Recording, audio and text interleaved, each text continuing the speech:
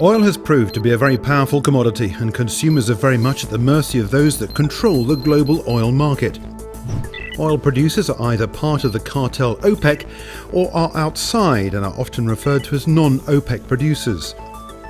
OPEC, the Organisation of Petroleum Exporting Countries, was founded back in 1960 to stabilise the supply of oil, and to this day members broadly agree to supply oil to the international market at a specified rate of production. According to the IEA, that's the International Energy Agency, Saudi Arabia, one of the founding OPEC members, continues to dominate oil supply within OPEC, and in 2014 produced just over 10 million barrels of oil per day. 7 OPEC members, including Saudi, Iraq, Iran, UAE, Kuwait, Venezuela and Nigeria, all produce more than 1 million barrels of oil a day.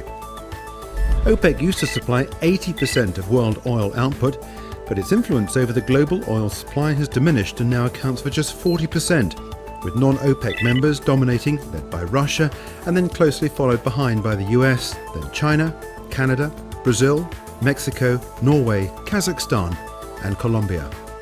In terms of the people that are of most influence, Ali Al-Naimi is arguably the most prominent person in the oil industry at present.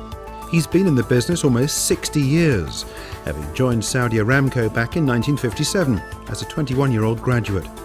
Appointed as Saudi Arabia's oil minister in 1995, he's been a dominating influence on OPEC policy since.